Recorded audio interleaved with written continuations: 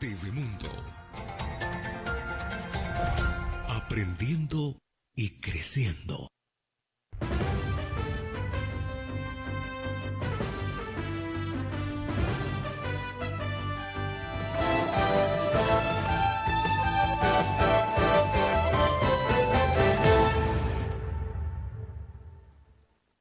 Muy buenos días, amigos de TV Mundo Noticias. ¿Cómo están todos ustedes? Tengan la más cordial bienvenida a un programa más. El día de hoy, 10 de marzo de este 2026, estamos saliendo en vivo a través de esta su señal, la señal digital, el 10.1 de TV Mundo Arequipa, y también a través de nuestras redes sociales, donde ustedes nos pueden encontrar como TV Mundo Arequipa, ya sea en Facebook y también en nuestro canal de YouTube, donde subimos todos los programas. Estamos prestos y dispuestos a escucharlos y leer cada uno de sus comentarios respecto a lo que está aconteciendo tanto en el ámbito nacional como en el ámbito regional, donde estamos plagados, y así lo vamos a poner, plagados de problemas pequeños.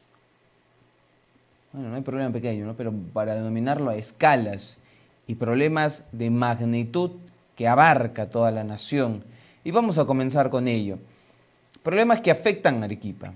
Pero antes de eso, mi nombre es Estefano Medina y yo los acompañaré el día de hoy con toda la información que tenemos para ustedes. Damos inicio entonces. ¿Y de qué vamos a hablar iniciando? Hablábamos el día viernes o el día lunes respecto a este cierre de un tramo que hubo en la variante. Ahora, ¿qué está pasando? Pues bueno, Covisur informó que el puente Uchumayo estará cerrado hasta nuevo aviso por daños estructurales. Es lo que han informado desde la concesionaria Covisur, que se ha dispuesto el cierre temporal del tránsito del puente Uchumayo hasta nuevo aviso debido a los daños estructurales que tiene, bueno, en la losa de concreto de esta infraestructura a la altura del kilómetro 24 más 900 de la variante de Uchumayo. La medida fue adoptada de manera preventiva tras evaluaciones realizadas por especialistas y con recomendación del organismo supervisor de inversión en infraestructura de transporte de uso público, que es el OCITRAN. Eso por un lado, que se está tomando la medida, como lo comentamos, del cierre temporal, para que todos ustedes estén atentos y las personas que, bueno, desarrollen también viajes interprovinciales lo tomen en consideración respecto a este mismo punto, que es el cierre de esta parte en la variante de Uchumayo. Ahora, desde el MTC se ha tomado medidas. ¿Y cuáles son las medidas que se han tomado? Primero, se va a movilizar dos puentes Vélez de 60 metros para restablecer el tránsito en la variante de Uchumayo. Lo mismo, o el mismo puente que van a llevar a la parte de Yanaguara, se va a utilizar en este puente en la variante de Uchumayo. Todo esto para poder restablecer el tránsito normal y fluido en la variante de Uchumayo. Vamos a ver entonces cuánto tarda, vamos a ver la instalación y esperemos una pronta solución para todas las personas, bueno, que desarrollan este viaje interprovincial y han sido afectados con las largas colas y las horas de espera. Continuando con más información, tenemos lo siguiente, y es que la señora Denise Miralles asegura que la crisis energética no genera cortes de luz. Menciona que no es un riesgo para ella. Afirma que no hay riesgo que se registren cortes de luz por la crisis energética que actualmente vive el país. Y este es un problema de ámbito nacional que afecta a todo el Perú. Es el problema más grave y más grande que tenemos, porque esta crisis está afectando también en el tema del combustible, ya que, por ejemplo, la Sociedad de Hidrocarburos asegura que el alza del combustible, por ejemplo, en una parte están aludiendo a que es por el conflicto en el Medio Oriente. Aseguran directamente el presidente de la Sociedad Peruana de Hidrocarburos, el señor Felipe Cantuarias. Por su lado es lo que él expresa. Ahora, Indecopi ya está comenzando también con el tema de la fiscalización a estos centros que distribuyen combustible. Han desarrollado los operativos para sancionar estaciones de servicio que incrementen injustificadamente el costo de combustible, esto en distintas regiones como tal. En Arequipa, por ejemplo, uno de los grifos intervenidos estaría ubicado frente a Sedapar, donde se detectó un aumento en la tarifa del GLP. Además, la entidad monitorea posibles concertaciones para evitar acuerdos entre grifos ante el racionamiento del combustible. Para las denuncias se pueden llamar al 0800 440 40 de 8 a 5 y media y usar la plataforma también Reclama Virtual para denunciar a estos malos centros o distribución justamente de combustible, los grifos que eleven en sobremanera los costos, ¿no? Ahora he estado viendo que Premium puede llegar a costar 21 soles, 22 soles. En muchos grifos ya he visto que no hay la gasolina Premium. Por otro lado, también lo mismo sucede con la regular, que de pasar a estar en su momento a 12,60, 12,69, ahora está llegando a costar 17,50, 17,99, casi 18 soles. Veamos el sobrecosto que se tiene actualmente en ese sentido. Y por ejemplo, la Premier hace alusión a que esta crisis energética, la crisis que se está viviendo actualmente en el país, eso no va a afectar a cómo la van a observar, no va a afectar cómo la observan y cómo se va a presentar ella ante el Congreso de la República este 18 para solicitar el voto de confianza. Con ella no es directamente. Eso es lo que mencionó la jefa del gabinete ministerial, ¿no? Que indicó que ya se han programado algunas entrevistas, algunas reuniones con las bancadas del Congreso para explicar los trabajos del Ejecutivo, el trabajo que va a desarrollar el Ejecutivo. Mientras tanto, se anuncian paralizaciones. ¿Cómo no? Se anuncian paralizaciones, ya lo expresó así el presidente de los gremios de transporte de carga pesada, el señor Giovanni Díez, que indicó que van a acatar este paro nacional el día jueves 12 de marzo para exigir al gobierno la suspensión de los tributos al combustible para su sector durante esta crisis de combustible. Esa es la situación que está pasando, pero según la Premier, esto no afecta, ¿no? No afecta en su solicitud del voto de confianza, ¿no? Están trabajando, están tomando las cosas en serio y están tranquilos con su actuar. Mientras tanto, el presidente, durante una actividad oficial, el señor Balcázar se pronunció tras la aprobación del Plan Nacional de Seguridad Ciudadana y Lucha contra la Criminalidad 2026-2028. Según manifestó, confía en que la Policía Nacional y las Fuerzas Armadas van a erradicar al crimen organizado en nuestro país. Y este plan supongo que va a ser desechado, va a tener modificaciones apenas tengamos el nuevo presidente el 28 de julio, ¿no? Y lo conozcamos en esa fecha.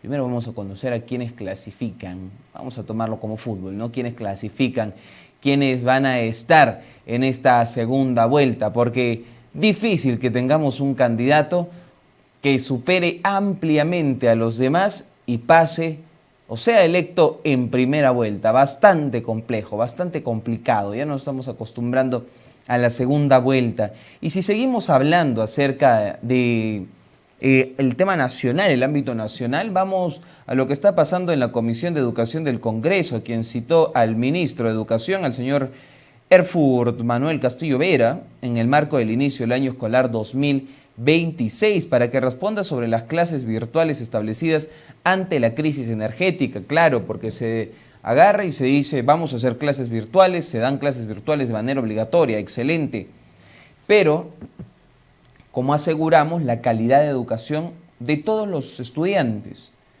Todos están preparados para recibir clases virtuales, todos cuentan con un aparato móvil, con una laptop para poder tener las clases virtuales. para llevar la virtualidad en sus hogares, el servicio de internet también. Hay que ponernos a pensar directamente en eso. Esta medida fue adoptada en la capital, ¿no?, ante la crisis. Y ya la Comisión, como lo mencionamos, de Educación del Congreso de la República ha citado al ministro para que responda ante estos cuestionamientos. Y si vamos a continuar con más información y si vamos a pasar a lo que está sucediendo en Arequipa, hablamos acerca de las denuncias ciudadanas, de lo que el arequipeño, que todos los días se levanta temprano, toma su combi y se dirige a sus centros de trabajo, se dirige a la universidad, se dirige al colegio, que toman su vehículo de transporte urbano, pues bueno, esas denuncias están llegando, ya que los transportistas, muchos de ellos, están subiendo el pasaje a 1.50 sol y lo justifican por el alza de combustible. En los comunicados es, por ejemplo, a todos los usuarios que debido al aumento del precio del combustible el pasaje será 1.50 sol adulto temporalmente. Una vez se normalice todo, el pasaje también regresará a su precio normal. Gracias por la comprensión. Esa es la denuncia de varios pasajeros que se han visto con la sorpresa. Muchos de ellos toman 2 o 3 carros. Son 5.50, 4.50 que normalmente tendrían que gastar o estarían gastando si es que el pasaje es 1.50 sol. Y después de que la Municipalidad Provincial de Arequipa expresara que ya se solucionó, que ya conversaron y que el pasaje se va a mantener, tenemos esta información. Hay otros que llegan los pasajes hasta los 2 soles. Por ejemplo, en Tiabaya, y esto ante la falta de transporte público, Megabús, están cobrando 2 soles. Estos que van a Arancota, estos que van a la Avenida Parra, a Tingo como tal, 2 soles están tomando. Y, por ejemplo, ¿quiénes se pueden ver perjudicados? Los estudiantes del Colegio Nuestra Señora de Lourdes, quienes se movilizan en este vehículo que llega por esta institución educativa. 2 soles el pasaje, imagínense. Y nosotros tenemos ya información que parte desde la Municipalidad Provincial de Arequipa, que emitió el día de ayer un comunicado, y lo vamos a leer a continuación. La Municipalidad Provincial de Arequipa emitió el siguiente comunicado al respecto de esta alza de pasajes. Y menciona lo siguiente: exhorta a los conductores y empresas de SID a respetar las condiciones establecidas en los contratos de concesión, recordando que la tarifa del pasaje se encuentra, contractualmente fijada a 1 sol, a un nuevo sol. En ese marco, el día domingo se sostuvo una reunión con los operadores del transporte público en la cual se acordó mantener la tarifa vigente y cumplir con lo establecido en los contratos. No obstante, se ha tomado conocimiento de que algunas empresas habrían incrementado el costo del pasaje de manera unilateral, situación que constituye un incumplimiento a las condiciones contractuales, ya que la tarifa no puede ser modificada por decisión exclusiva de los transportistas. Ante ello, la municipalidad informa que se van a realizar acciones de fiscalización para verificar el cumplimiento de la tarifa establecida y aplicar las medidas correspondientes en caso se detecten infracciones. Asimismo, el sector transporte enfrenta actualmente una coyuntura vinculada al incremento en el precio de los combustibles, situación influenciada por diversos factores como la explosión de un ducto que transporta el gas de Camisea, que ha generado estas afectaciones de suministro, las restricciones registradas en la vía Uchumayo, principal ruta de ingreso y salida de la ciudad, así como factores internacionales. En ese sentido, si las empresas concesionarias consideran necesario plantear una modificación a la tarifa del pasaje, deberán presentar formalmente una propuesta ante la MPA para su respectiva evaluación conforme a los contratos vigentes. Pero la decisión no puede ser unilateral, es decir, tú puedes quejarte, no debes pagar tus 2 soles, tu 1.50 sol. Se ha establecido, se tuvo una reunión el día domingo en el cual se acordó mantener el precio de 1 sol el pasaje, y si no se respeta, pues bueno, hay que hacer respetar esos contratos y esos acuerdos. Vamos a continuar con más información. Ya para ir cerrando con todo lo que tenemos dos noticias importantes. La primera llega desde el sector salud, donde, como lo mencionábamos, esta huelga indefinida se levantó.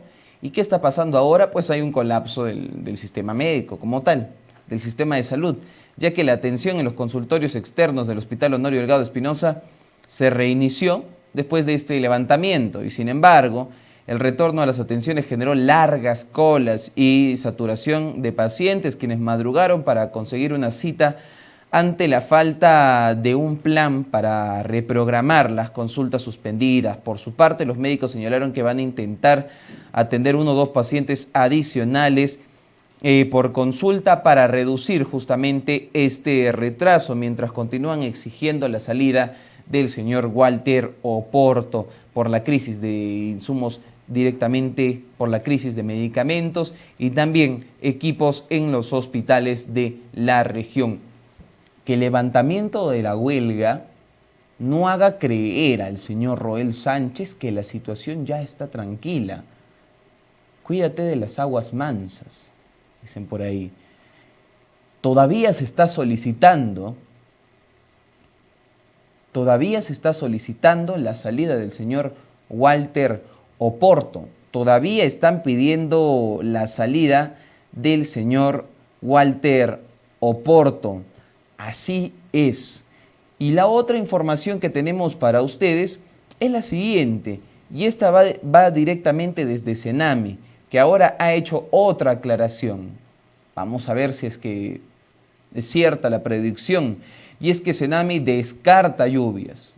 Ha descartado las lluvias y ahora anuncia el descenso de temperaturas nocturnas en nuestra ciudad. Así como lo oyen, Senami pronosticó condiciones climáticas más secas y frías en los próximos días en la ciudad de Arequipa. La entidad advirtió que se prevé un descenso en las temperaturas nocturnas y posibilidad de heladas en la Sierra Alta. Panorama para esta quincena, segunda quincena de marzo. Senami recomienda a la población tomar justamente sus precauciones frente al frío nocturno y mantenerse informado sobre los reportes meteorológicos que se tienen. Esta es la manera introductoria con la cual comenzamos el noticiero el día de hoy. Hay otros panoramas, hay otras noticias, como por ejemplo la señora Keiko Fujimori y las declaraciones, que eso por ejemplo me olvidé de comentar, porque tuvo una entrevista en Cuarto Poder, creo que fue exactamente, donde se le consultó acerca de los gobiernos. Y digo gobiernos porque Fuerza Popular ha sido mayoría ya en 2 o en 3 procesos de presidentes, ¿no? Gestiones de presidentes. Vizcarra, tenemos al señor PPK, tenemos al señor, bueno, si hablamos ahora último, el señor Pedro Castillo, y ella menciona que sí, y no hace mea culpa, ¿no? Por ejemplo, con PPK, que lo llevó directamente a la renuncia, más allá de la vinculación a Odebrecht, ¿no? Más allá de eso, dijo que sí, que los dos tuvieron errores. Una mujer que no acepta su culpabilidad, que no acepta sus errores, que no sabe aceptar en qué se equivocó y cómo estuvo manejando su bancada porque ella la manejaba, quiere ser presidenta del Perú. No hay que ser tan ciegos, señores, hay que observar muy bien el panorama. Y hay otras entrevistas, otros dimes y diretes en temas de redes sociales con un nuevo outsider, que por ahí lo mencionan al señor Wolfgang Grosso, por ahí lo mencionan al señor Jorge Nieto Montesinos. Habría que evaluar a los candidatos. Lo cierto es que las encuestas muchas veces se equivocan. Si no, veamos las elecciones pasadas con el señor Pedro Castillo. No hay que tomar por cierto tanto estas encuestadoras, evalúen a sus candidatos, observemos el debate presidencial, tomemos decisiones correctas para no repetir lo que está pasando actualmente en este Congreso de la República. Y recuerden, si es que van a votar por un partido, lo bueno sería que voten en bloque, ¿no? Para que no exista la división partidaria que estamos observando actualmente en el Congreso y ahora pues en la Cámara de Diputados. Vamos a continuar con más información y la Oficina Nacional de Procesos Electorales recordó que los candidatos a las elecciones 2026 deben presentar su primer informe de ingresos y gastos de campaña hasta el día 20 de marzo. El reporte debe incluir los movimientos realizados entre marzo del 2025 y el 13 de marzo del 2026 o recibirían sanciones. De marzo, la próxima semana, es el plazo máximo para que todos aquellos candidatos que estén participando en estas próximas elecciones generales 2026 puedan presentar su informe financiero de campaña, ¿no?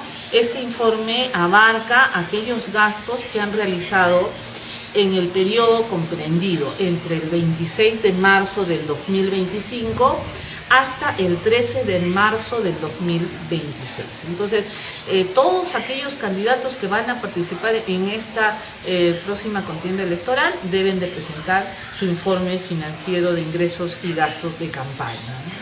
¿Cuántos candidatos se han identificado en Arequipa que tienen que rendir cuentas, ¿no? Bueno, en principio tendríamos que indicarles de que nosotros ya desde la Oficina Regional de Coordinación de Arequipa, de la OMPE, hemos venido brindando capacitaciones y orientaciones a más de 150 candidatos y responsables de campaña electoral, ¿no? Entonces, estos candidatos y estos responsables de campaña corresponden a 20 organizaciones políticas.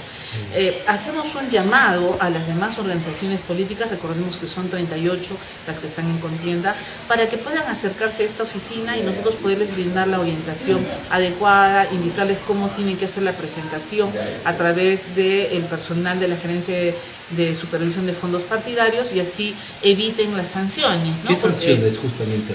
Sí, justamente de acuerdo a la ley de organizaciones políticas, todos aquellos candidatos que no cumplan con presentar su información dentro del plazo se van a hacer acreedores. Bueno, primero se les abre un procedimiento administrativo sancionador y pueden tener una sanción desde 1 hasta 5 unidades impositivas tributarias. ¿Qué es lo que debe contemplar este informe y posteriormente a ello, qué es lo que ocurre, ¿no? ¿Cuál es el paso siguiente?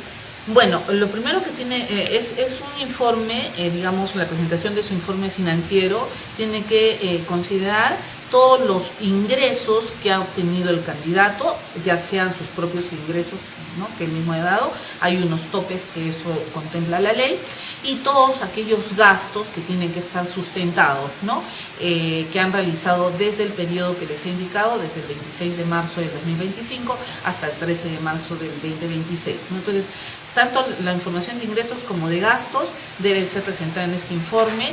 Ya nosotros desde la OMPE ya tenemos formatos específicos para la presentación de esta información y queremos nosotros brindarles la orientación desde esta oficina regional de coordinación. Por eso hacemos un llamado, ¿no?, a todos aquellos candidatos o responsables de campaña a que puedan venir a la oficina para poderles brindar esta información y también para asesorarlos en la creación de su casilla electrónica. No todos los candidatos deben de crear su casilla electrónica para poder tener una comunicación más fluida y poderles hacer llegar toda la información a través de la casilla electrónica. ¿Este es un primer informe que tienen que presentar los candidatos?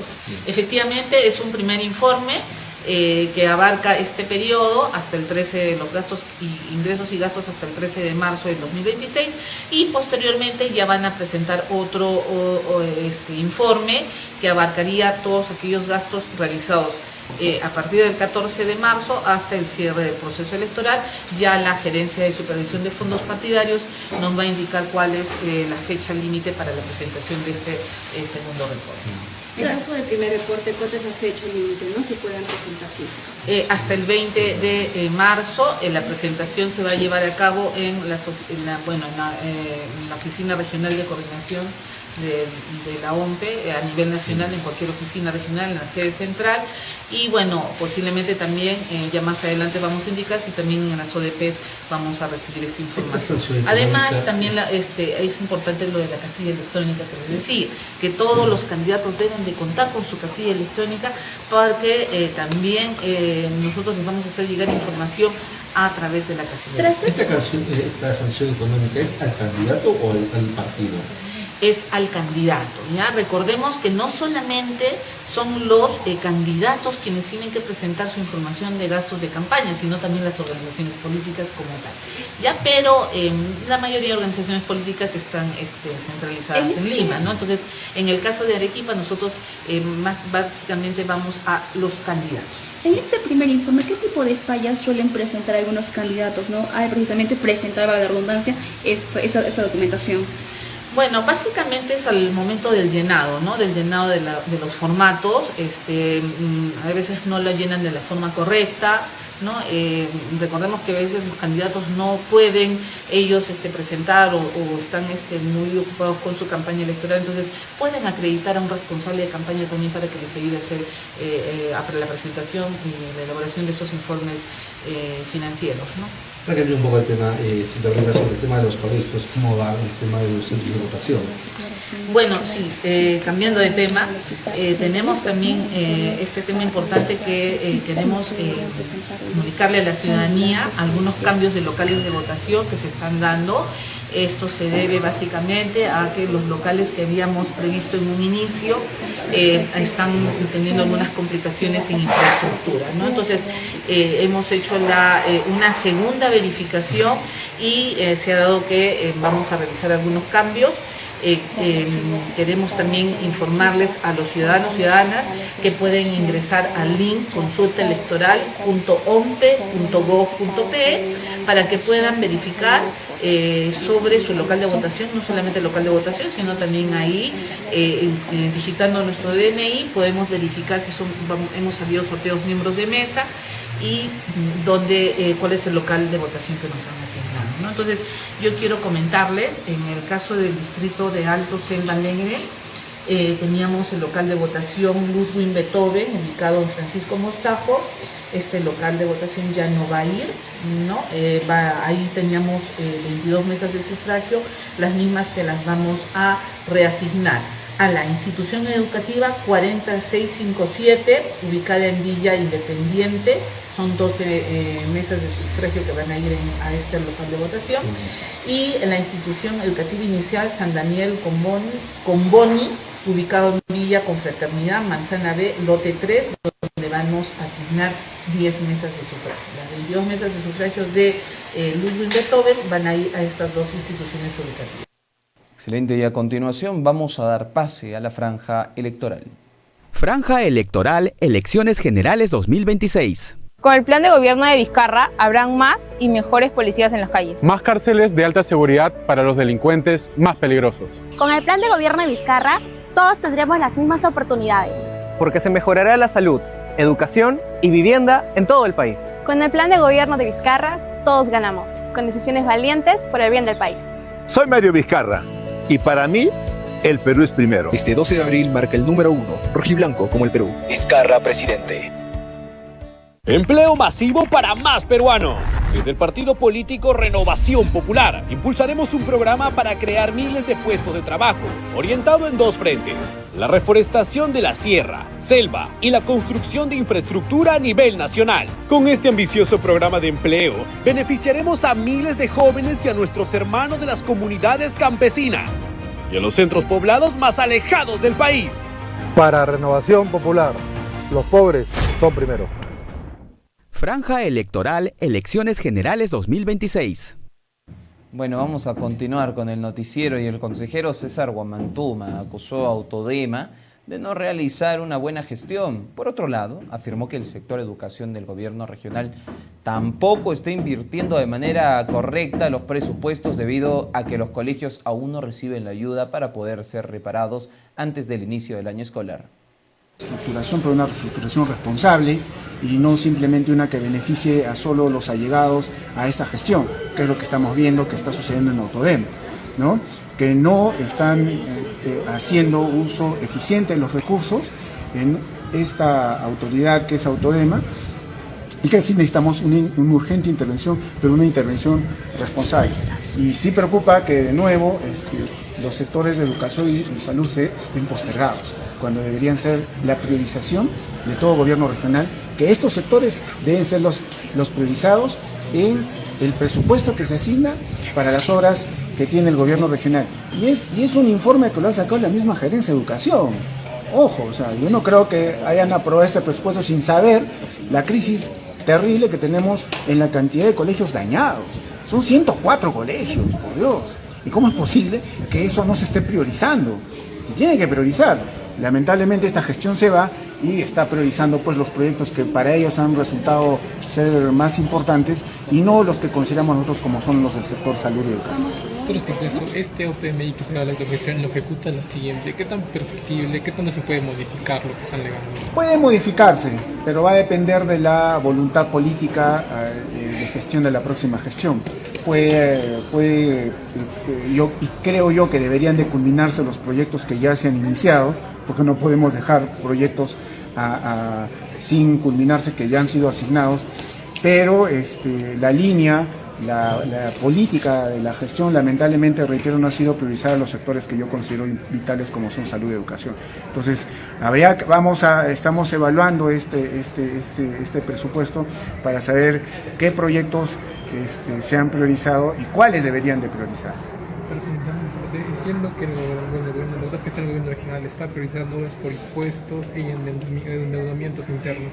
Esto resta el presupuesto para futuras gestiones. ¿Qué tanto puede limitar la capacidad de Por supuesto que se afecta, y para que sepan todos, del 100% del presupuesto, el 30% se va a ir en pagar obra por impuestos. Ya estamos hablando de una cantidad considerable, de casi 200 millones al año que se va a dejar de recibir el GRA por pagar estas obras que se están priorizando para hacerlas vía obra por impuestos, porque obra por impuestos no es que la empresa responsablemente hace la obra, para nada, simplemente es que se presta y después el gobierno regional termina pagando estas obras. Por eso nosotros estamos cuidando aquí desde el Consejo que se prioricen pues obras que realmente son necesarias y no algunas que consideramos no deben de priorizarse. Pero esta gestión ya tiene más de 600 y 700 millones comprometidos en obra por impuestos. Y no solo eso, sino que también deja endeudado por el tema de los hospitales, Maritza, Campos y Camaná, que también son vía préstamo, más de 200 millones que también se tienen que pagar en los siguientes años. Entonces, esta gestión, a diferencia de todas las anteriores, va a dejar al gobierno regional endeudado, no va a ser después de muchos años que una gestión deja a la otra a un gobierno totalmente endeudado. ¿Tendría su precisión cuánto es el presupuesto en cuanto a los preimpuestos que está a disminuir? Mira, como te digo, la información que tenemos hasta el año pasado era que teníamos alrededor de 500 millones ya en proyectos que habían sido priorizados y en proyectos que ya tenían un inicio de gestión, una ejecución. Todavía hay otros proyectos más que están en cartera, pero que todavía no han iniciado. Y ahí tenemos alrededor de 300 millones más que se están viendo para conseguir financiamiento de alguna empresa. Entonces, lo cierto es que ya hay 500 millones que sí o sí se van a tener que pagar. Y los otros 300 o 400 millones, si se encuentra una empresa interesa, también se tendrían que pagar los años siguientes. Otra situación crítica actualmente, consejero, ¿cómo está? Buenos días, es el tema del puente de Uchumayo. ¿Cómo se viene manejando esta situación? ¿De quién es la responsabilidad netamente de este punto? Estamos pasando una crisis terrible porque una de las principales vías de acceso a nuestra ciudad, que es la variante, ha sido cerrada. Muchos dirán, algunos dirán, bueno, es responsabilidad de Covisur, porque es la empresa que administra los peajes para hacer el mejoramiento de la Panamericana y es la empresa encargada de hacer este tramo que corresponde a Arequipa. Sin embargo, no podemos quedarnos de lado debido al caos, el desorden y la falta de planificación que está generando el no uso de esta vía.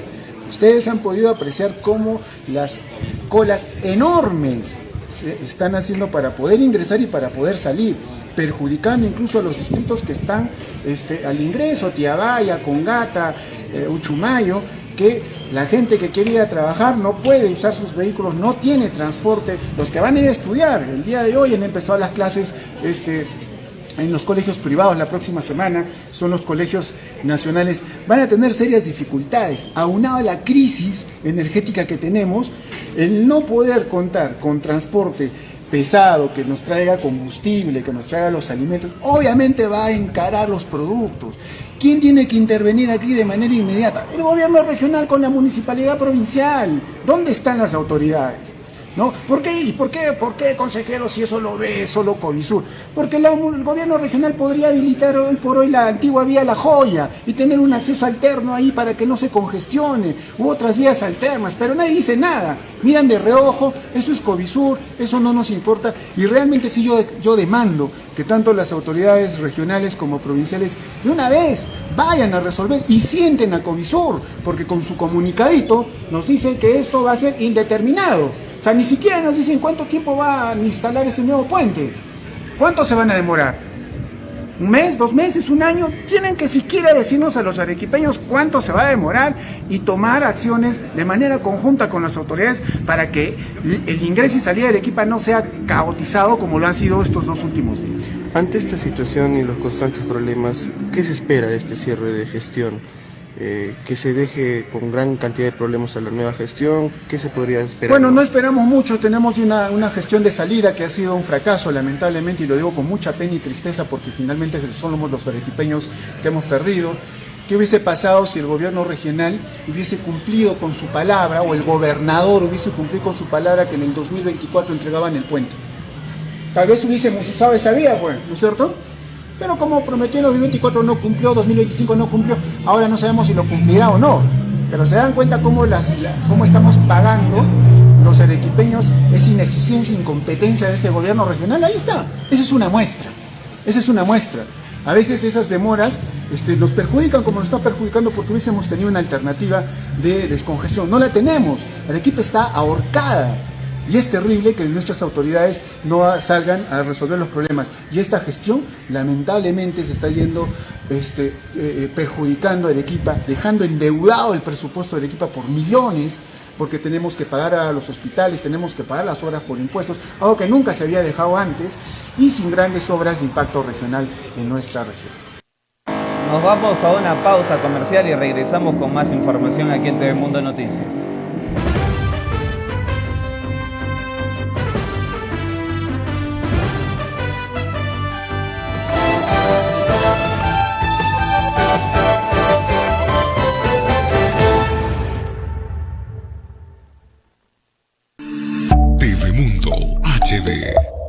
Aprendiendo y creciendo. Educación virtual de calidad pensada para avanzar a tu ritmo. En UCSM Virtual construyes el futuro que sueñas, donde estés y cuando tú decidas. Son 16 carreras en modalidad a distancia y semipresencial. Examen de admisión virtual 15 de marzo. Inscríbete hoy. TV Mundo HD. Aprendiendo y creciendo.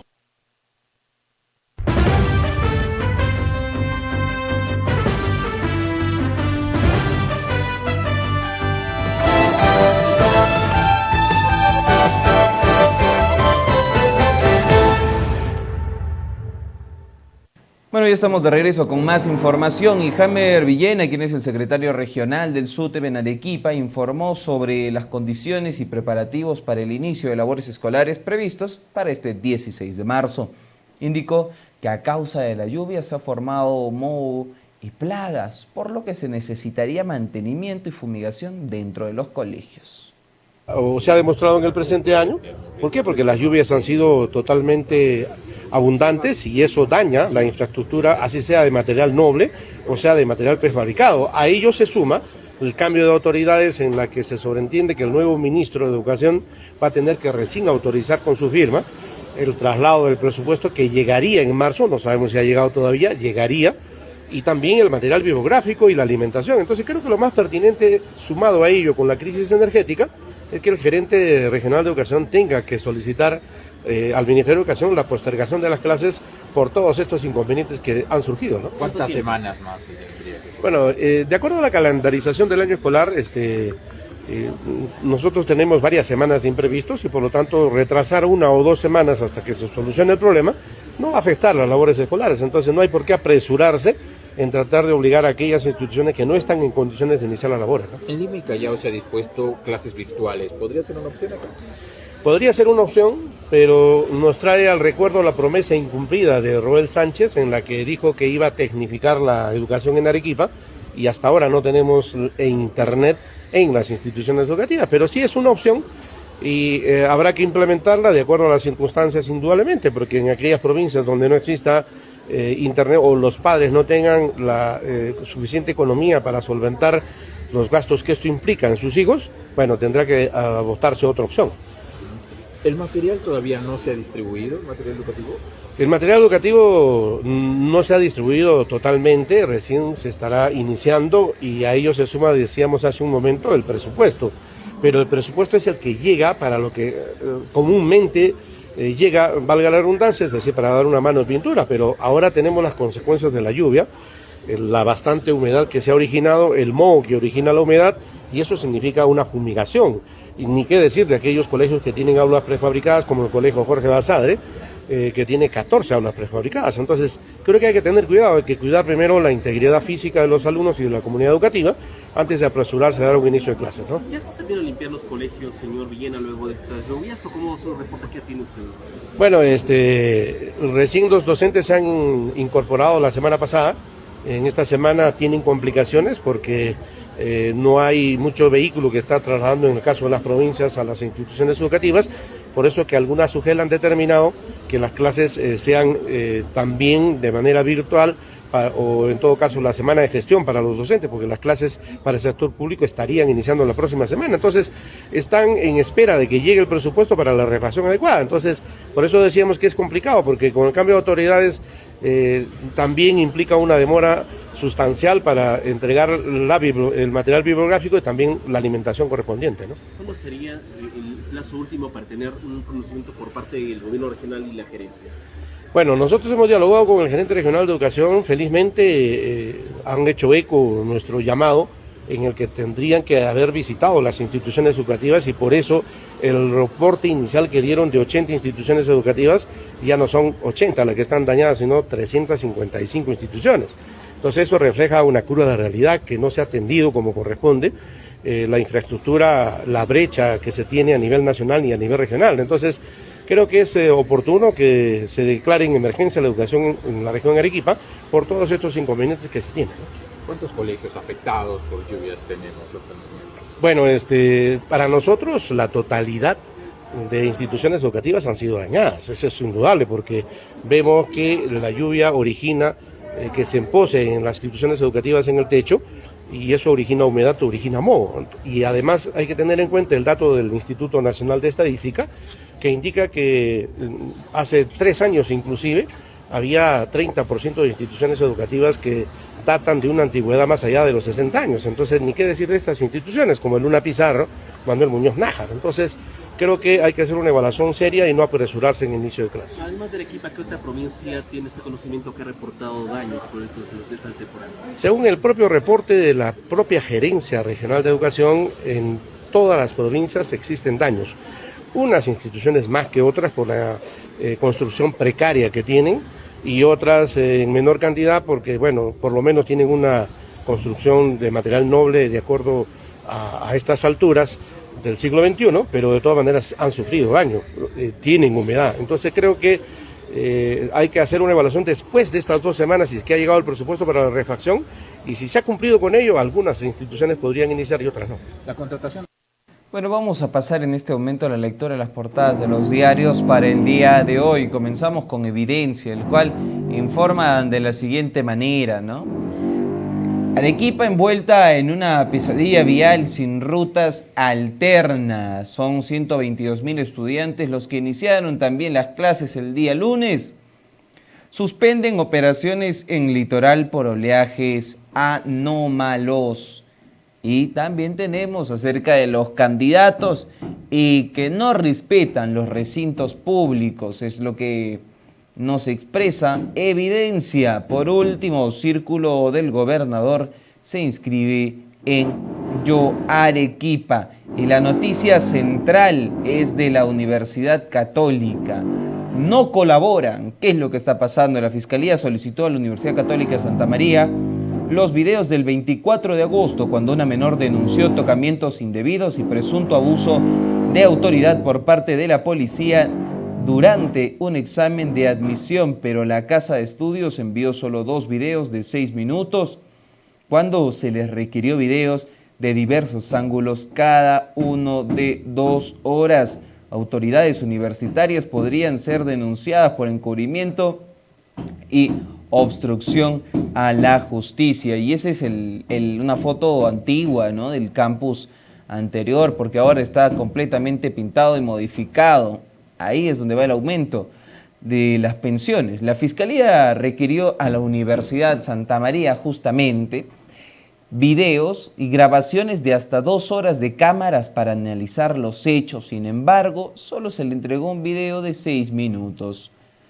Según las actas, el personal de la universidad tampoco asistió a las diligencias a las cuales se les citaron.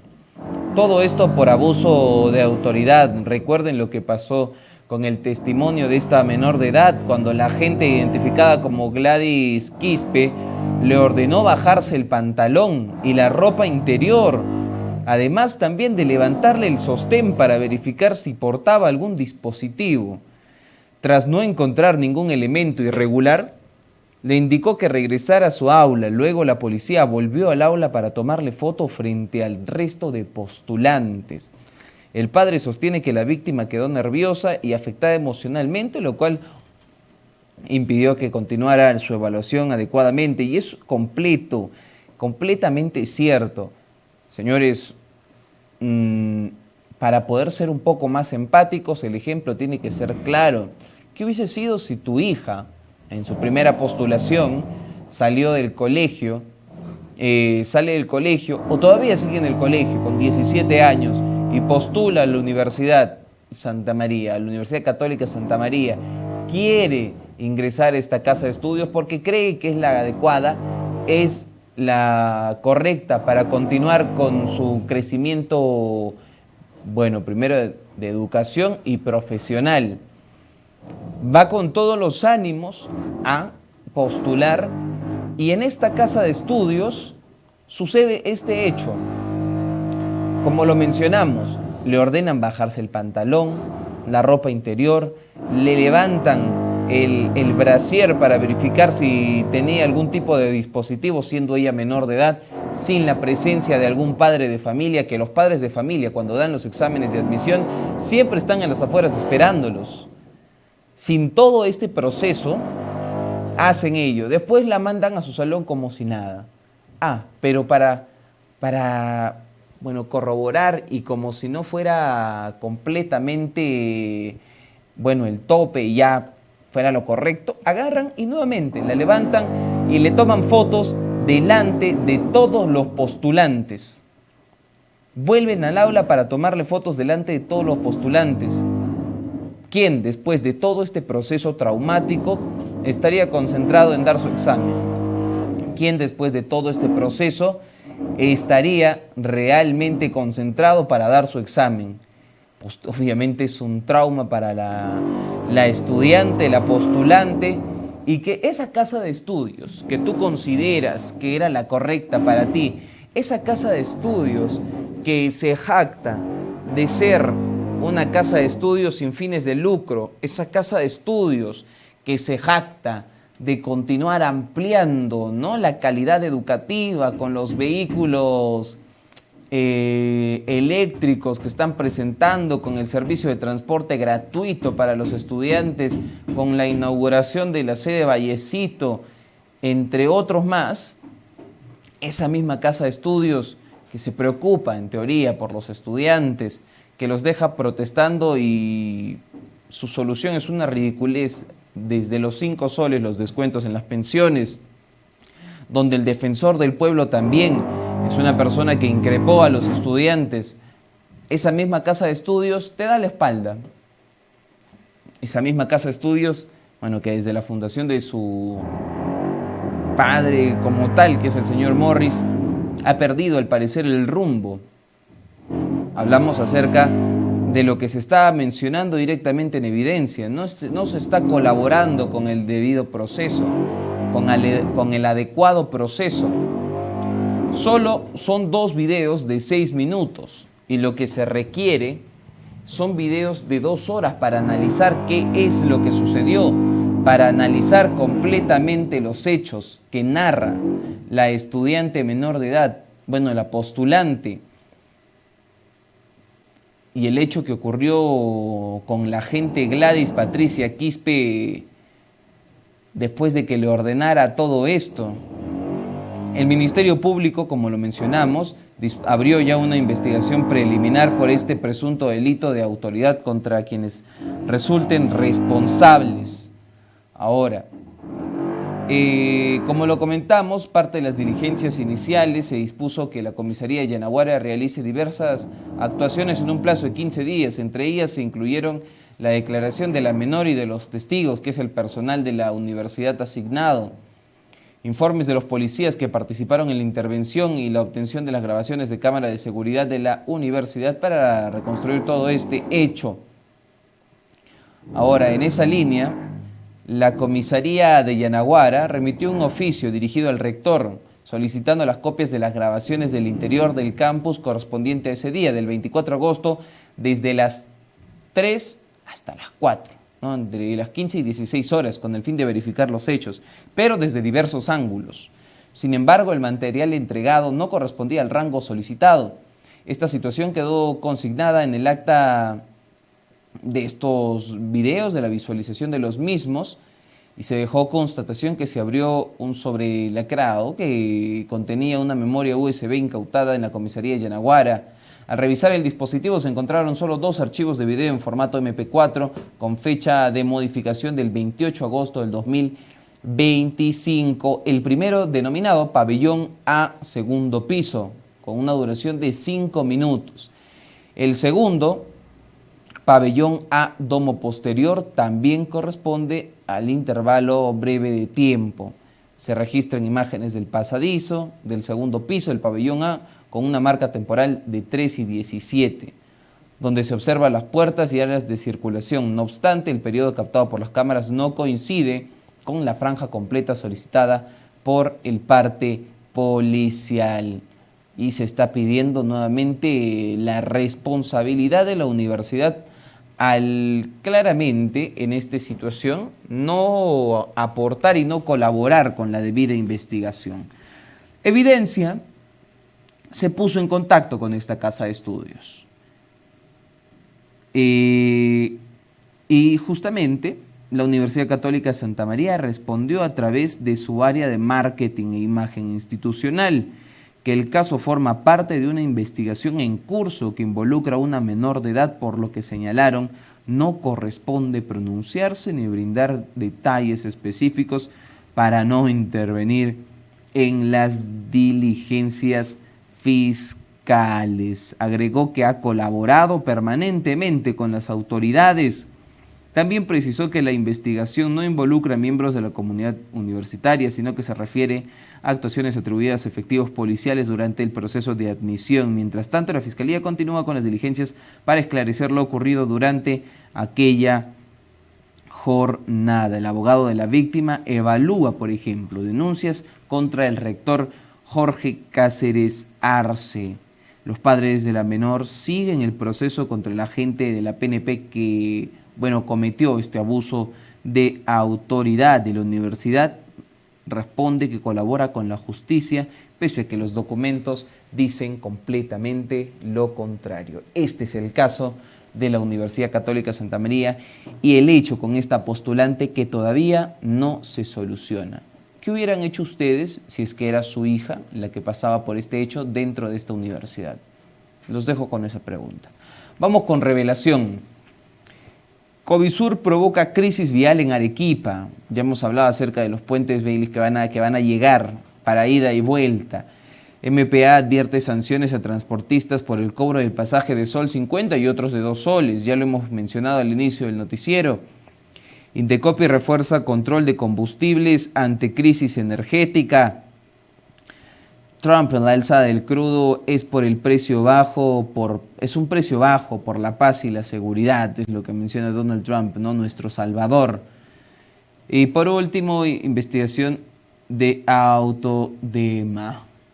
Vamos con el siguiente diario, vamos con el diario El Pueblo, que nos informa de la siguiente manera: hasta 4 meses demora Minsa reprogramar las citas en los hospitales.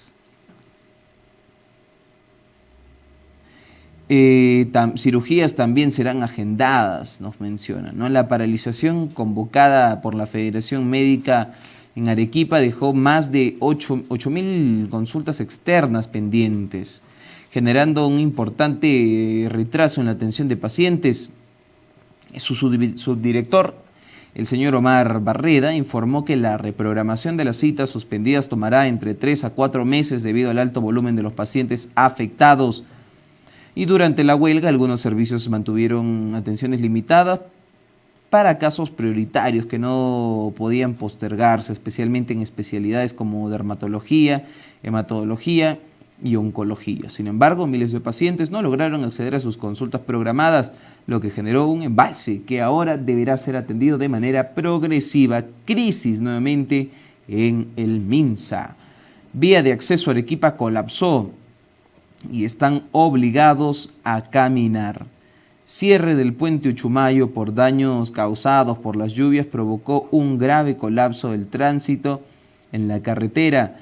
Cientos de personas y trabajadores de Cerro Verde caminaron hasta 2 horas desde la mina hasta Congata.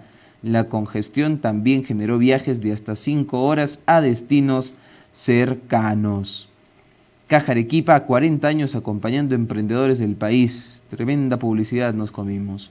Indecopi y Yosin Hermín deben fiscalizar alza injustificada de combustible. La Cámara de Comercio e Industria de Arequipa pidió la intervención inmediata de las entidades reguladoras. Arminta impulsa, o mencionó lo siguiente: impulsaremos saneamiento de postas y colegios. Candidata por ahora Nación propone estos puntos, ¿no? Estas aristas en su candidatura. Ministra Miralles dice que el 95% de los colegios privados los hizo clases remotas. Anuncian también designación. Jorge Cotos, nuevo presidente del INPE, tiene larga experiencia en gestión de penales antes de sus nombramientos. Y por último, en los deportes, el FBC Melgar pierde su 4º partido consecutivo. No pudo, ¿no?, con Alianza Lima. No levanta el rendimiento de los jugadores ni tampoco el planteamiento. Ha perdido 3-1 ante Alianza Lima y bajan de posesión en la tabla del torneo Apertura. Pésimo primer tiempo del equipo del profesor Juan Máximo Reynoso. Y este domingo reciben a Atlético Grau en el Monumental de Arequipa. Vamos a continuar con más información y Viral nos menciona lo siguiente acerca de la crisis del gas que llega hasta Quequeña. Precio del balón supera los 64 soles por escasez. MPA exige respeto a pasaje urbano de 1 sol frente a propuestas de incremento. También Chalhuanca implora por ayuda ante las heladas y las lluvias. Transporte protestará por el alza de los precios de combustible. Confianza inestable. El gabinete de Miralles pierde respaldo entre bancadas del Congreso, pues Avanza País no le dará el voto de confianza. Fuerza Popular condiciona ello a retiro de clases virtuales en medio de toda esta situación.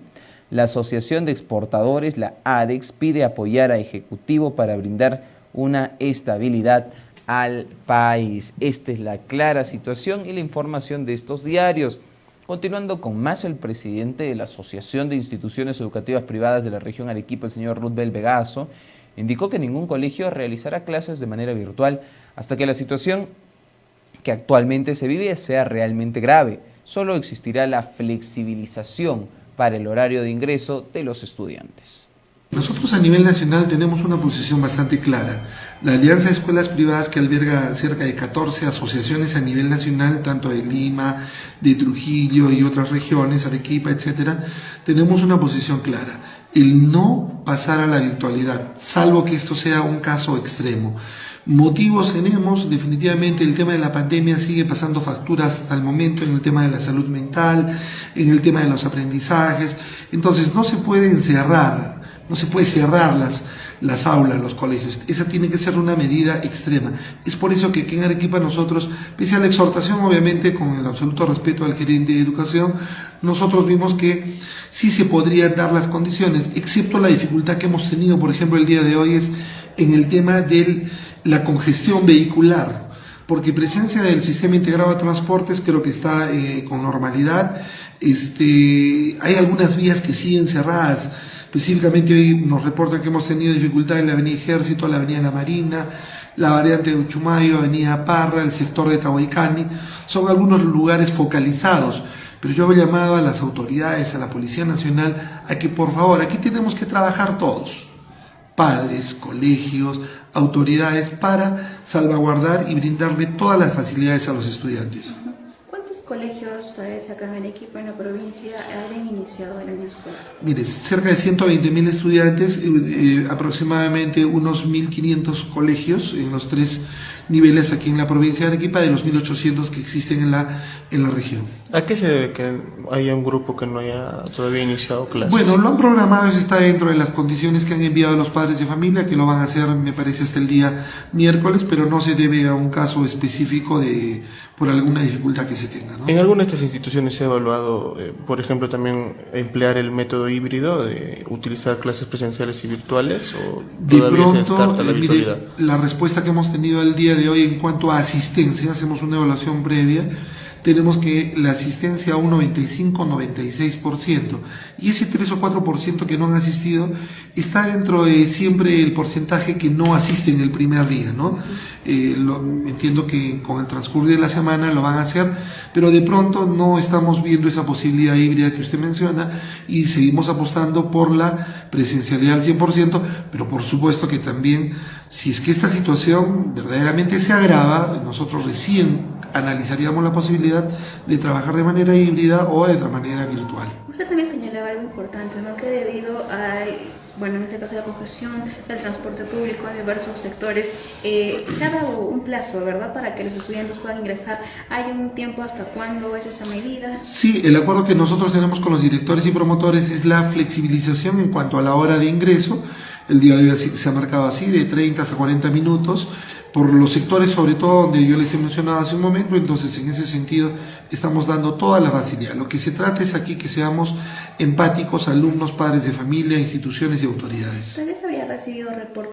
Bueno, ya estamos de regreso y vamos a continuar con la información, y para ello tenemos a nuestro invitado en esta entrevista, David Armando Olivera. ¿Cómo estás? Muy buenos días, bienvenido a Telemundo Noticias. Y el día de hoy vamos a conversar justamente acerca, bueno, de una situación compleja que se vivió durante la pandemia del COVID-19, señalamiento directo hacia el MINSA, ¿no?, sobre el impedimento de instalar las plantas de oxígeno.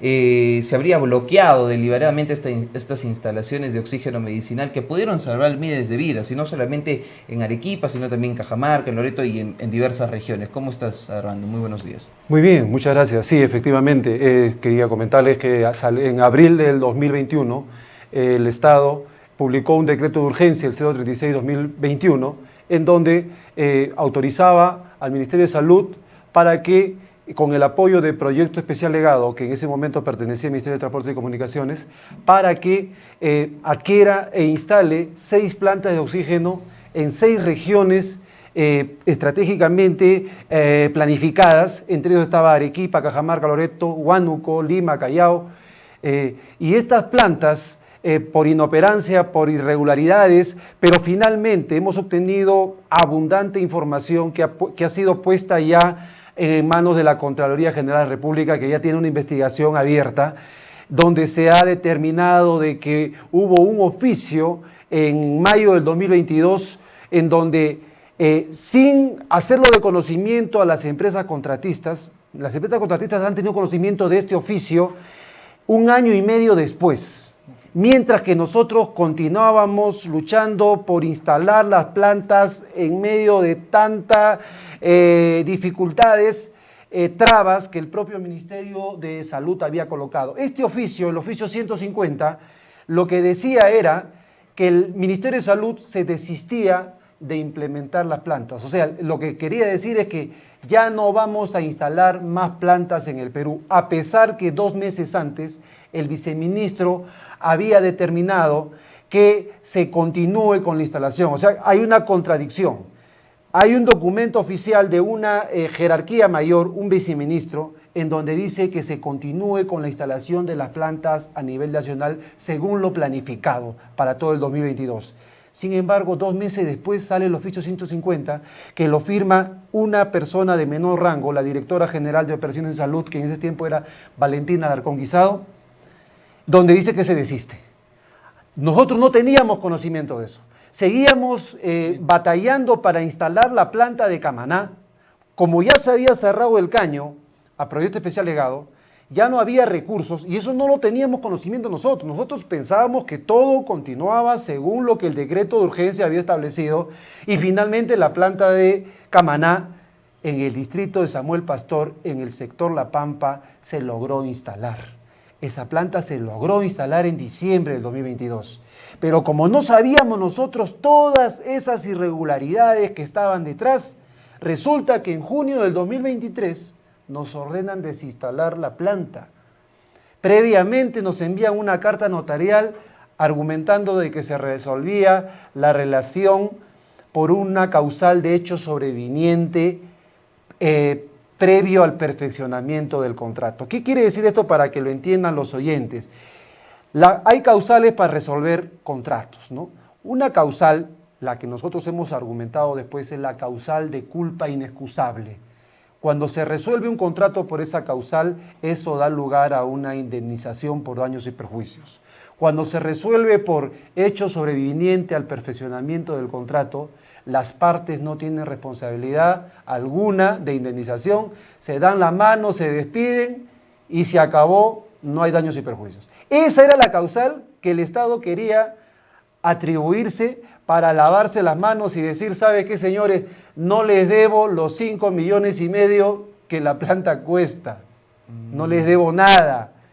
Sin embargo, con abundancia de documentación que hemos obtenido, lo que hemos determinado, estimado amigo periodista, es que en abril del 2022 se cambia de ministro y entra el señor Jorge López Peña, un hombre que en Punto Final salió una entrevista el año 2022, donde fue denunciado por enriquecimiento ilícito al haber 10 de sus trabajadores, me parece, no tengo muy enterado, depositaron una suma de dinero que hizo en total 100,000 soles, que fue a parar a la cuenta de su esposa, un acto de corrupción. Y que la señora que firma el oficio, donde se desiste el Ministerio de Salud, Valentina Alarcón, actualmente ha sido denunciada por colusión agravada. Entonces, estos dos personajes siniestros, entran a la escena y cancelan todo el proyecto de instalar las plantas que ya estaban en ejecución. Entre ellas, la nuestra ya estaba instalada, ¿no? Entonces, eso es lo que venimos nosotros a denunciar y que nos ha traído un gravísimo perjuicio económico, moral. Le comento rápidamente, la planta de Camaná se instaló en diciembre del 2022. Por fin, después de un año, la infraestructura estaba hecha. La planta llega en octubre del 2021 y no había una sola piedra edificada en donde se instale la planta. Se supone que era un decreto de urgencia, por tanto, ya tenía que estar, el Estado debió haber funcionado como un reloj suizo, todo perfectamente. Es más, el propio decreto de urgencia dice que todas las entidades públicas tienen que trabajar unidos para poder vencer esta calamidad, esta desgracia que era la COVID-19, ¿no? Miles de personas morían, sale el decreto de urgencia supuestamente para solucionar este problema, plantando plantas generadoras de oxígeno en diferentes regiones. Sin embargo, la planta llega y no había un lugar donde colocarla. No había nada. En Arequipa no había nada, en Cajamarca, en ninguna región. Eso es una locura realmente, es una locura el incumplimiento de parte del MINSA. Lo que nosotros hemos podido determinar es que por un lado sale el decreto de urgencia en abril de 2021 en plena pandemia diciendo que vamos a instalar las plantas, pero lo que realmente había era un deseo de incumplir ese mandato, de que las plantas no se instalen. ¿Para qué? ¿Para qué? Para que las dos empresas transnacionales generadoras de oxígeno, que no solamente dominan el monopolio de la generación de oxígeno en el Perú, sino que también es a nivel internacional, estas dos empresas se vieran favorecidas no solo en pandemia, sino hasta el día de hoy. Porque si estas plantas se instalaban, esas dos empresas se quedaban sin mercado. Relegadas. Ser relegadas, ¿no? Actualmente estas dos empresas le venden al Estado, tanto al Ministerio de Salud como a E-Salud, millones de millones al año el oxígeno. Tenemos la información, es Linde Perú y Praxair. Yo no lo quería decir. Así es. Bueno, vamos a mencionarlo. ¿Por qué? Porque justamente hay información acerca de que se ha gastado 55 millones de soles comprando oxígeno justamente a estos proveedores privados. Y ahora la pregunta que yo quiero hacerle directamente a usted es esta, respecto a la manera en la cual desistió el MINSA de la puesta de estas plantas de oxígeno. Esta orden que se dio, como lo está comentando, en el 2022, orden directa, usted nos ha comentado que directamente, o sea, se ha tratado de beneficiar y a costa de la salud de todos los peruanos. Estas decisiones han sido a costa de toda la salud, porque, como está comentando, esto beneficiaba directamente y era un momento crítico, y por eso era un decreto de urgencia, ¿no? El decreto de urgencia es para cortar el tema burocrático y que se ponga en puesta de manera rápida y efectiva, esto para beneficio de todos los peruanos. Por supuesto. Esta es la situación que se ha vivido. Sí, efectivamente. Este es un oficio ilegal, porque este oficio de desistimiento, el oficio 150, recién año y medio después, al final de la pandemia, recién se formaliza. Hay otro oficio que formaliza este desistimiento. Entonces, el oficio 150 de mayo del 2022 era ilegal, porque el decreto de urgencia lo que decía era que su vigencia era hasta el final de la emergencia sanitaria. Y la emergencia sanitaria culminó en mayo de 2023. Es por eso que el oficio formal sale en abril de 2023. Entonces, un año y medio se adelantaron y dijeron nada de plantas. Y nosotros, lo peor, nosotros no sabíamos. Una vez que se instaló la planta en Camaná, Arequipa, nosotros insistimos por cartas notariales que se nos pague. Ya está la planta instalada, que se nos pague. Y nada. Nos parábamos en la puerta de la Videna, porque el proyecto especial legado era el que nos tenía que pagar. Y nada. Hasta que la cosa más impensable, nos llega la carta notarial del hecho sobreviniente, la causa de resolución, y que no nos van a pagar un sol. Realmente para nosotros es indignante. Sin embargo, ha avanzado todo esto con la información que tenemos, ya está en Contraloría. Hemos invitado a conciliar al Ministerio de Salud y al Ministerio de Educación a través del IPD. ¿Hay respuesta? Sin embargo, en 3 oportunidades prácticamente se han burlado de nosotros. Lo que hemos hecho último, con toda la evidencia que tenemos, y que aquí ya no hay nada que esconder, porque al principio no teníamos toda la información. Sin embargo, ahora, gracias a Dios, está avanzando muy bien la denuncia en Contraloría, con el apoyo de la Defensoría del Pueblo también, gracias a Dios, con el apoyo de la Comisión de Salud del Congreso. Hemos empezado a disparar por todo lado, porque encontramos evidencia suficiente para poder hacerlo. Así que lo que va a corresponder, hemos enviado una carta solicitando al presidente ejecutivo del IPD una reunión urgente.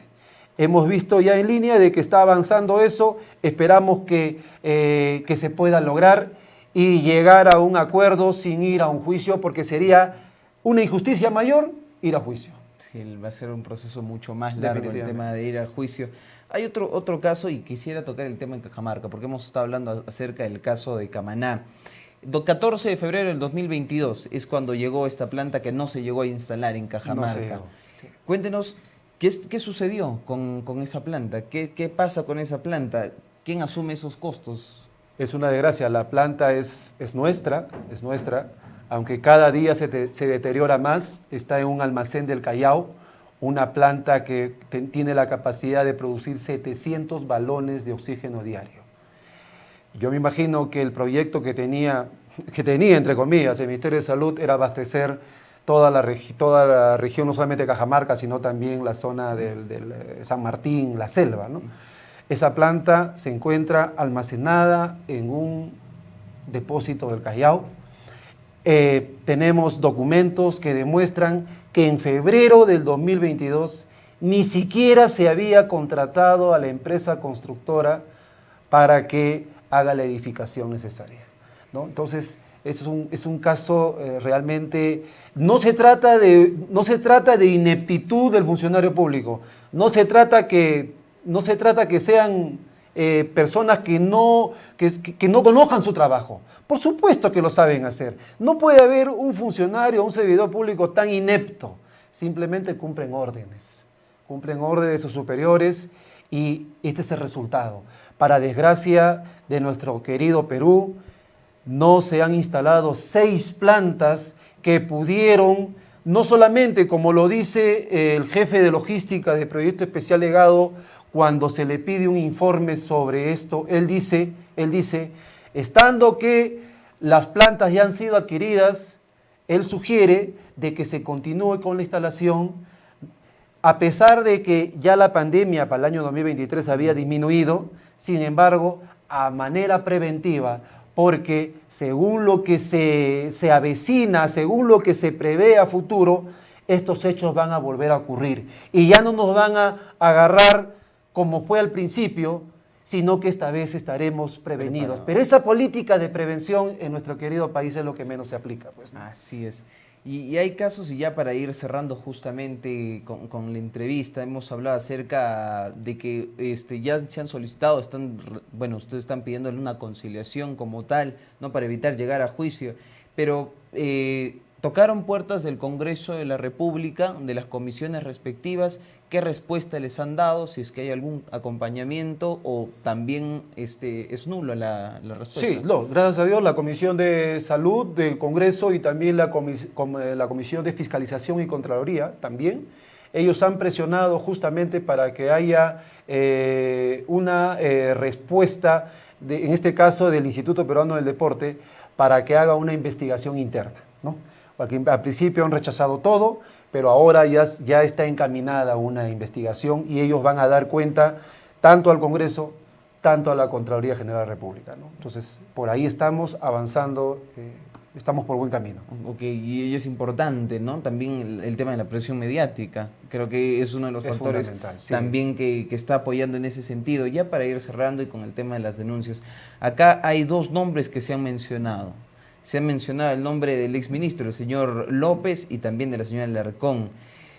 ¿Qué señalamientos directos tienen ellos? O sea, ¿cuáles son las posibles denuncias o los señalamientos que van hacia estas personas por toda esta situación, ¿no? Por todo lo crítico y lo turbio en este proceso? Mire, al existir en ese momento, en mayo del 2022, un mandato legal vigente, decreto de urgencia 036-2021, que recién culminó un año y medio después, entonces aquí hay incumplimiento de funciones.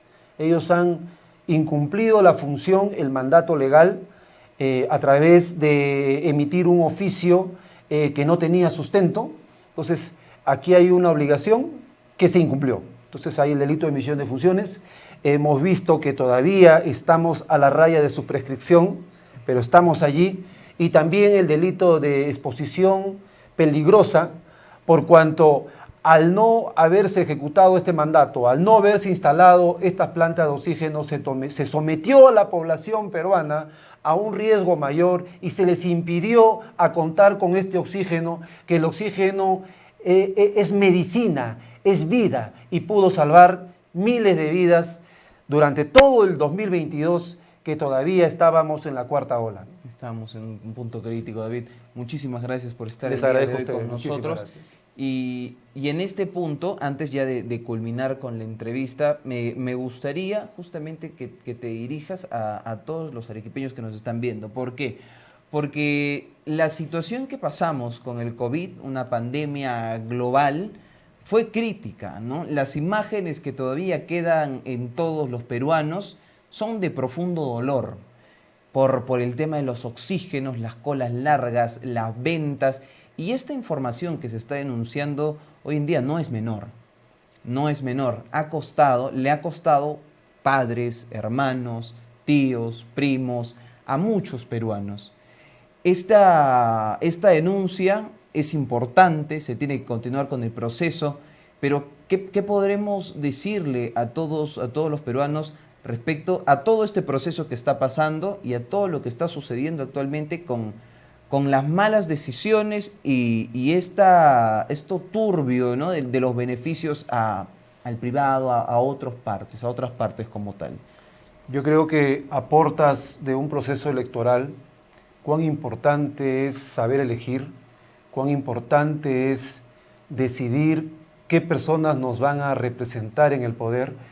Lamentablemente suben al poder personas que, como estos funcionarios públicos, están dispuestos a todo con tal de sacar el máximo provecho a ese corto de tiempo en que ellos ostentan poder. Quizás el que me escucha ahora mismo, puede ser candidato, de alguna manera cabría la posibilidad de que en algún momento forme parte del poder, del Estado. Yo les insto,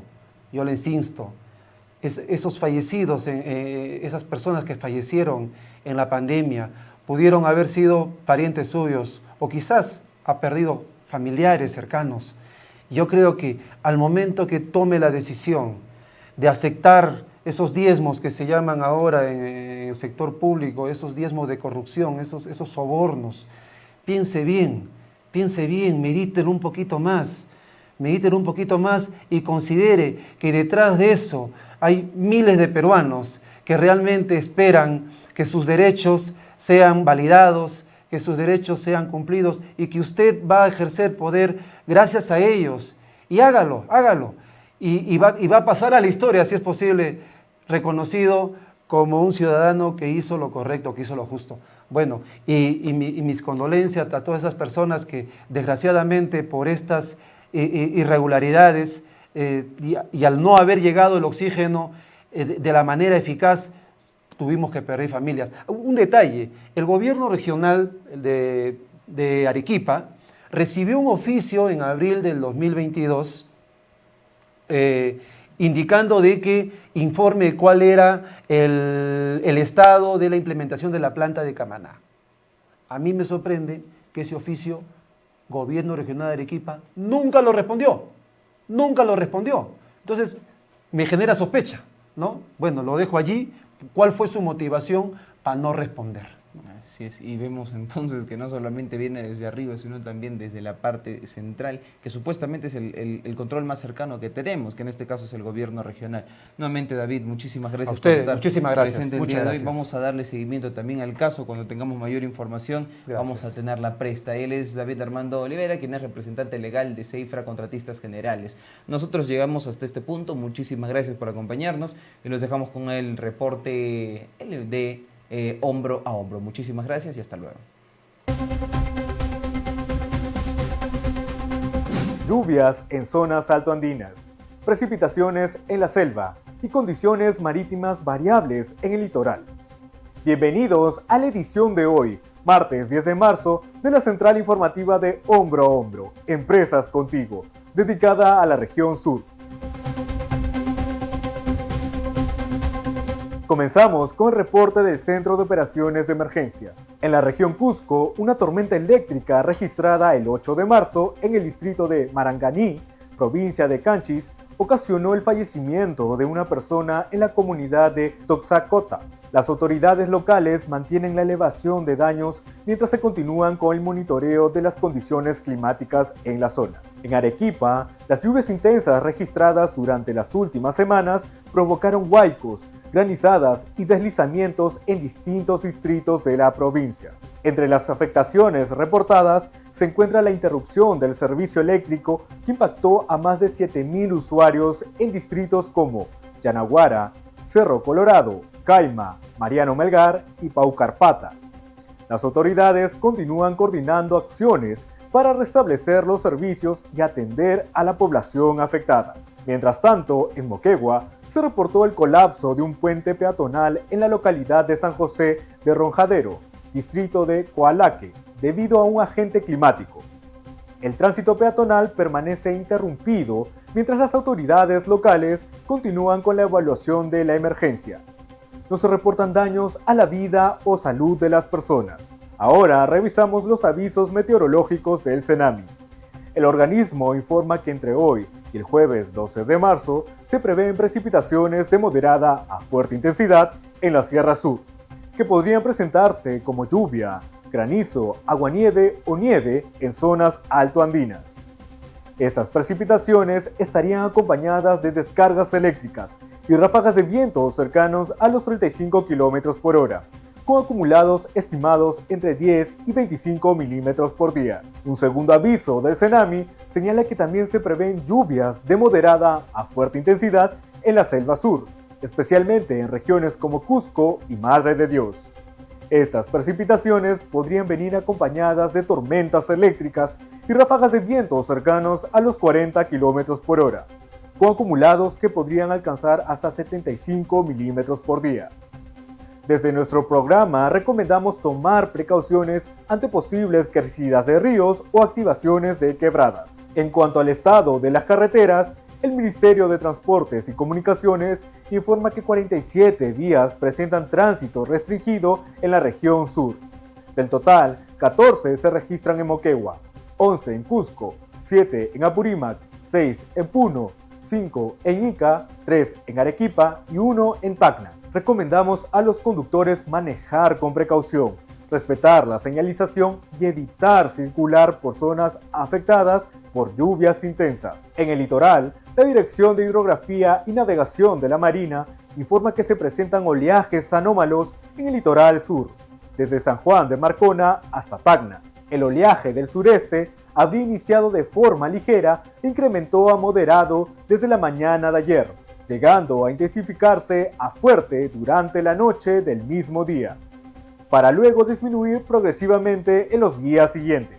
Estas condiciones podrían afectar actividades pesqueras y portuarias, por lo que se recomienda a pescadores y operadores marítimos mantenerse atentos a las disposiciones de las autoridades. Seguimos contigo después de la pausa con más prevención. Luchar por algo, por un ideal. Apoyo y solidaridad. Una ayuda mutua, ayudarse uno al otro, en cualquier circunstancia que pueda pasar. Trabajar en equipo y apoyarse mutuamente. Y apoyarnos cuando hay problemas. Trabajar juntos. Hombro a hombro es eso y mucho más. Somos cientos de empresas que trabajamos contigo en caso de desastres de gran magnitud. Retomamos con el reporte del Servicio Nacional Forestal y de Fauna Silvestre. En la región sur se registran 14 focos de calor, concentrados principalmente en Moquegua, Arequipa, Ica y Tacna.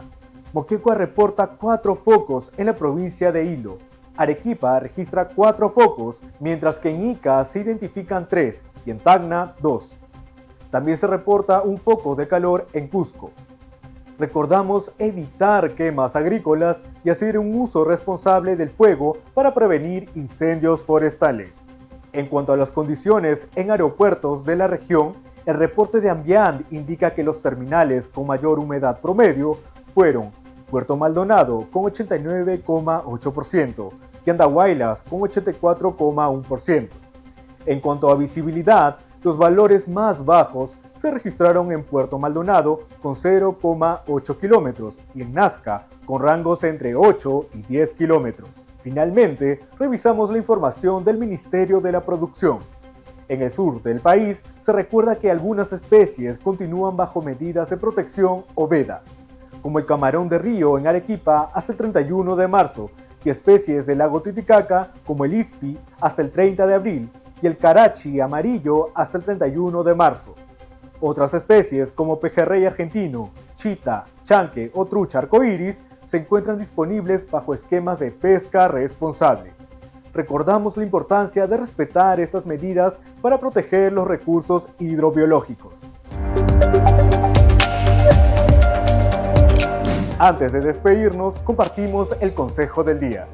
Promover la preparación ante emergencias en el vecindario mediante charlas o talleres informativos fortalece la capacidad colectiva de respuesta. Estas acciones ayudan a mejorar la coordinación comunitaria, difunden buenas prácticas preventivas y contribuyen a reducir riesgos frente a desastres. Llegamos al final de esta edición de la central informativa de Hombro a Hombro, Empresas Contigo. Descubre más historias y contenidos en nuestro canal de YouTube y nuestra página oficial y únete a nuestra comunidad de Facebook, Instagram y TikTok para seguir contribuyendo juntos una cultura de prevención.